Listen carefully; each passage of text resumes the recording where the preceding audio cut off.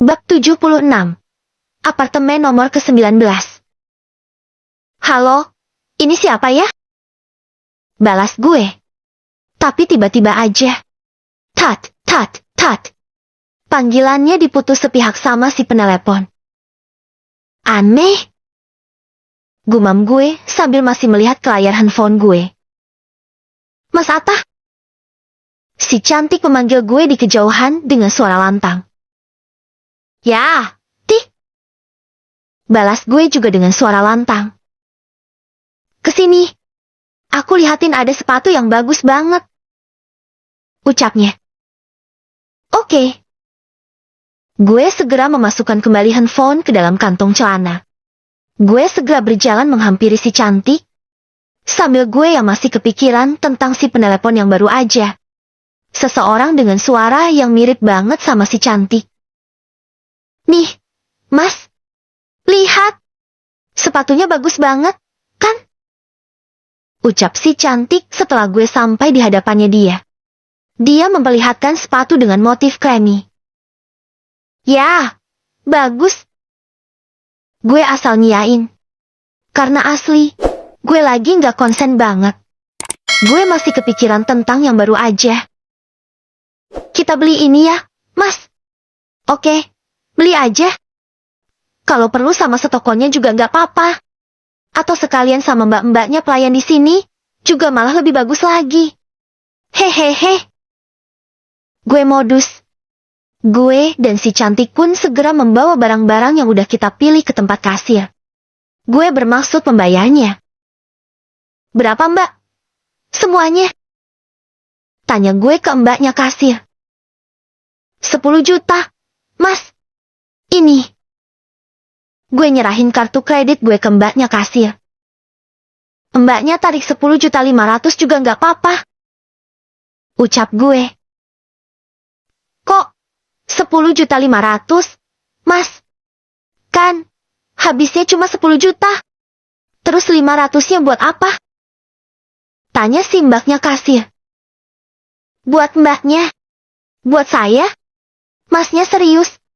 Iya, serius. Asal habis ini mbaknya mau saya berusukin ke Wiyu dulu. Hehehe. Gue terkekeh. Gue lagi belajar modus kayak otornya. Tetapi ternyata. Nih. Si cantik melotot sambil mencubit pinggang gue dengan sekuat tenaga. Wadidoh. Gue pun memeki kesakitan. Kita cari makan dulu ya. Ucap gue setelah keluar dari toko peralatan bayi. Iya, Mas. Si cantik setuju. Lo pingin makan apa? Bangke kadal yang tergeletak di jalan, kalau ada. Hah? Gue tertegun. Asli, gue takut dimarahin pembaca kalau si cantik udah ngomong jijiki kayak gini. Ah, bukan. Maksudnya aku lagi pengen makan fried chicken. Mas. Lalatnya. Oh ya udah. Kita makan di sana aja kalau gitu. Gue menunjuk stan KFC yang masih berada di kawasan mall. Kita pun segera ke sana. Memesan beberapa makanan dan minuman. Lalu setelah itu kita membawanya ke tempat yang paling nyaman. Si cantik begitu menikmati makanannya. Sedang gue malah tampak mengolak-aliknya doang. Asli. Gue lagi nggak nafsu makan banget. Gue kembali kepikiran tentang yang tadi. Sebenarnya siapa yang telepon gue? Jika cuma orang yang salah sambung, kenapa dia tahu nama gue? Dan yang lebih membagongkan lagi, suara dia mirip banget dengan suara si cantik. Mas Atta kenapa? Tanya si cantik. Rupanya dia menyadari gelagat gue. Kenapa apanya? Kok nggak dimakan? Mas Atta lagi kebelet pap ya? Papnya udah muntuk-muntuk di silit ya? Makanya perutnya nggak mau ditambahin makanan lagi. Enggak. Gue cuma agak nggak nafsu makan aja. Tapi tetap akan gue habisin. Kok? Gumam gue sambil gue paksakan untuk melahap makanan di atas meja. Tik. Panggil gue di tengah-tengah kegiatan mengunyah gue. Ya, Mas. Gue mau nanya sesuatu. Nanya apa? Mas, orang yang ada di dunia ini, suaranya bisa samaan enggak? Sih? Cantik tampak mengerutkan dahi. Kayaknya dia terheran dengan pertanyaan gue. Misalah, Mas. Jangankan suara, wajah aja bisa samaan. Kok? Maksudnya kembar. Nggak kembar pun juga ada yang samaan. Kok? Namanya doppelgangers. Kembar, walau nggak memiliki hubungan darah. Jelas si cantik. Oh gitu ya? Berarti bisa saja lo berkemungkinan ada yang ngembarin juga, kan? Kok? Jadi aku? Si cantik terheran dengan pertanyaan gue. Hahaha, lupain. Omongan gue ngelantur. Timpal gue. Entah mengapa gue nggak mau cerita tentang yang baru aja. Gue nggak mau si cantik Ceti kepikiran. Gue nggak mau dia ngira dia punya horin seperti di film-film horor. Entar dia girap-girap kan malah berabe. Lo udah selesai makannya? Tanya gue mengalihkan pembicaraan kita yang baru aja. Gue melihat piring dia udah kosong melompong. Piring yang entah sejak kapan tampak roak di pinggir-pinggirnya. Udah, Mas. Lo nggak mau nambah lagi? Enggak, Mas. Aku udah kenyang. Belinya udah memenuhi perut. Hah? Gue tertegun. Ah, enggak. Maksudnya, ayamnya yang udah memenuhi perut. Lalat si cantik. Oh. Tanggapan gue hanya kayak gitu.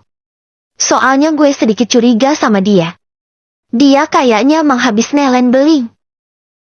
Ya udah yuk, cabut dari sini. Ajak gue. Ayo. Kita pun beranjak dari tempat duduk. Segera meninggalkan restoran KFC, juga meninggalkan kawasan mall. Kita berniat langsung pulang ke rumah. Setelah sampai di rumah, gue segera mandi. Soalnya udah gerah banget. Gue juga nggak tahan kalau badan gue kotor. Gue segera melenggang masuk ke kamar mandi. Mengguyur tubuh gue dengan air hangat. Sumpah, rasanya seger banget. Kayak yang pegel-pegel bisa hilang gitu aja. Selang 15 menit, gue pun keluar dari ruangan lembab tersebut. Si cantik tampak duduk santai di atas tempat tidur. Wajahnya masih kucel, kotor, dan mungkin juga bau. Mandi dulu, Gih. Perintah gue. Aku malas, Mas. Aku kan udah pernah bilang, aku nggak suka sama cewek yang jorok. Cepet buruan mandi. Paksa gue. Gue nggak mau tahu. Iya. Si cantik akhirnya patuh. Ia turun dari tempat tidur. Lalu melenggang masuk ke kamar mandi. Sedang gue sibuk mengeringkan rambut, mengenakan parfum, vitamin wajah, dan yang terakhir, gue kenakan pakaian tidur. Lalu gue naik ke atas ranjang. Gue nggak langsung merebahkan diri di permukaan empuk tersebut. Gue malah meraih handphone yang bertengger di atas meja nakas. Niat awalnya gue mau iseng lihat media sosial. Tetapi kemudian, gue malah jadi inget lagi soal yang tadi. Soal seseorang yang telepon gue dengan suara yang mirip banget dengan suara si cantik. Gue kembali melihat nomor si penelepon tersebut. Dan dengan gegabah, gue berniat menghubunginya. Tut. Awalnya hanya terdengar suara nada sambung. Tetapi kemudian, halo? Terdengar suara seseorang di ujung telepon. Tetapi kali ini suara yang berbeda sekali dengan suara yang tadi. Kali ini suaranya tak seperti suara si cantik. Halo? Balas gue. Ini dengan siapa ya? Gue langsung bertanya. Lah, Anda yang menelepon duluan. Kenapa Anda yang bertanya seperti itu? Balas dia. Maaf, tadi Anda dulu yang menelepon saya. Timpal gue. Saya? Kapan? Tadi sore. Tapi saya nggak merasa telepon Anda. Elak dia. Coba Anda cek di daftar panggilan keluar. Pasti ada nomor saya. Titah gue. Dia kayaknya benar-benar melakukannya. Oh ya, benar. Maaf, Mas. Mungkin para pasien-pasien saya yang asal telepon. Asal mencet nomor. Maklum, mereka selalu iseng mainin handphone saya. Ucap dia kemudian. Pasien? Iya, pasien. Saya seorang perawat di rumah sakit jiwa, Mas. Dan mungkin para pasien saya yang mengutak-atik HP saya. Terus kebetulan tersambung ke nomornya Masnya. Sekali lagi saya minta maaf. Iya, nggak apa-apa. Tapi beneran Anda nggak mengenal saya? Gue masih berusaha memastikan. Saya sama sekali nggak kenal nomor Masnya. Oh ya udah kalau gitu. Maaf mengganggu waktu Anda. Tutur gue. Setelah itu panggilan pun gue akhiri. Gue masih terbengong. Kayak masih ada yang mengganjal di benak gue. Ceklek. Si cantik akhirnya keluar dari kamar mandi. Dia udah kelihatan seger banget. Dan Jetty tambah kelihatan cantik. Dia langsung menuju ke meja rias. Menyisir rambut. Setelah itu ikut naik ke atas tempat tidur sama seperti gue. Oh ya, HP lo udah Jetty. Ucap gue. Gue segera turun dari tempat tidur. Gue hampiri tas yang semula tergantung di tembok. Gue merogohnya untuk mengambil handphone yang tersimpan di tas tersebut. Nih. Gue langsung menyerahkannya ke si cantik. Habis itu gue kembali naik ke atas tempat tidur. Duduk tepat di samping si cantik. Cantik pun langsung membuka-buka HP butut miliknya tersebut. Dia melihat-lihat isi di dalamnya. Seperti gue tadi, dia langsung ketawa-ketawa melihat foto-foto yang diambil oleh dirinya sendiri sewaktu masih gila. Dia yang selfie dengan gaya alay. Juga foto-foto sosok gue yang hampir memenuhi memori handphone. Dulu waktu aku masih gila, ternyata juga bucin banget ya sama Mas Atta. Kayaknya aku cinta sekali sama Mas Atta. Ucap dia. Ya mungkin karena gue tampan. Makanya banyak yang tergila-gila sama gue. Dih narsis. Celetuknya. Gue pun terkekeh. Udah yuk, tidur. Ibu hamil nggak boleh tidur malam-malam. Ajak gue. Iya, Mas. Si cantik pun segera meletakkan handphone jadulnya ke atas meja nakas. Ia hampir merebahkan tubuhnya. Tetapi kemudian.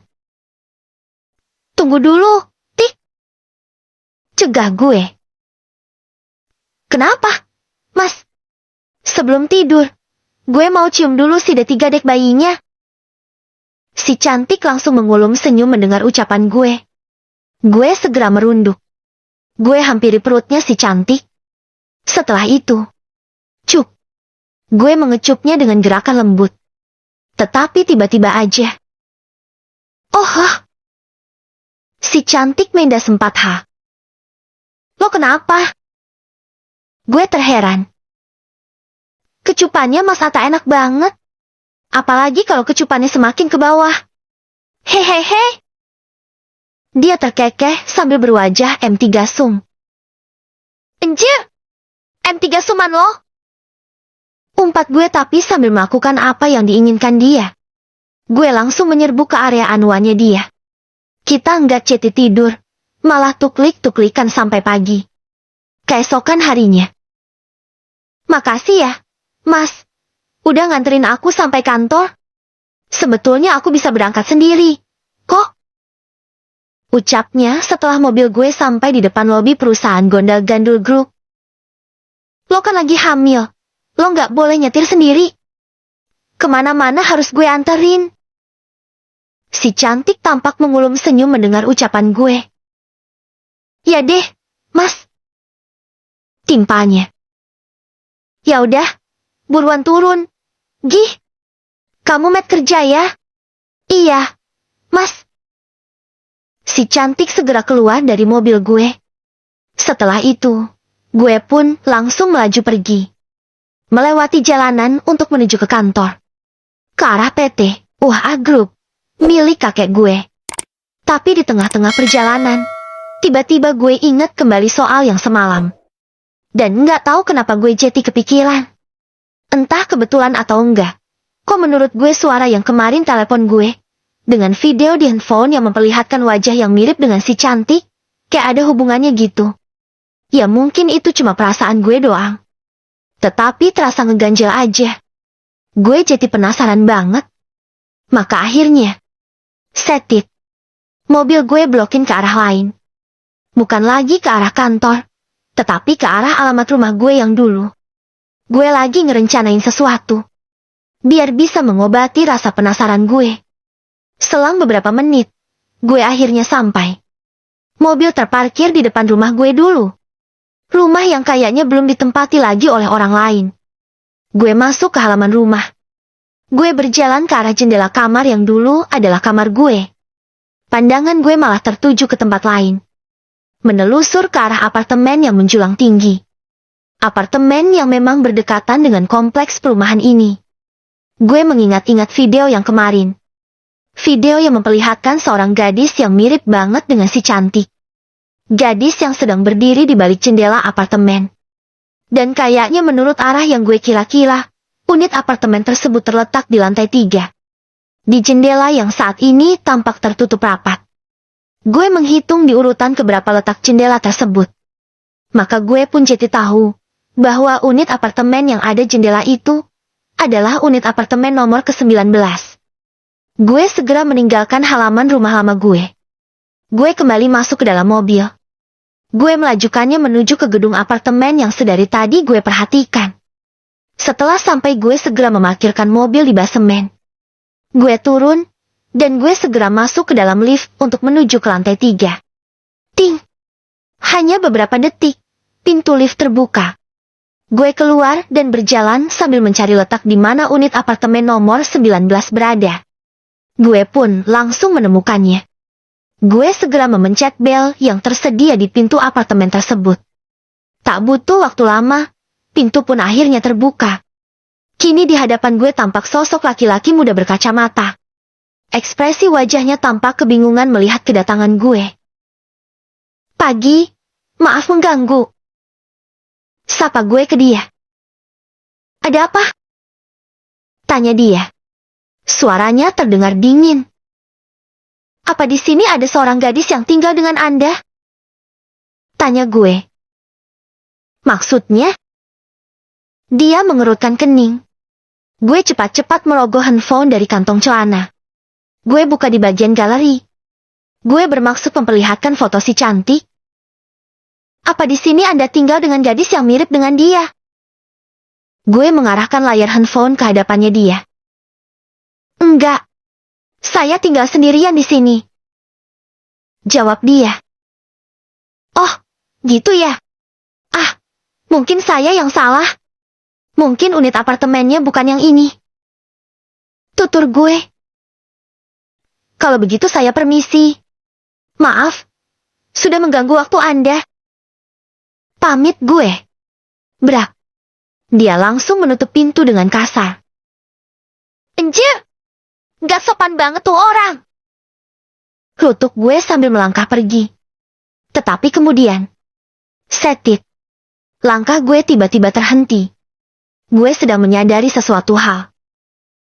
Bukankah laki-laki yang barusan adalah laki-laki yang ada di lift kantor kemarin?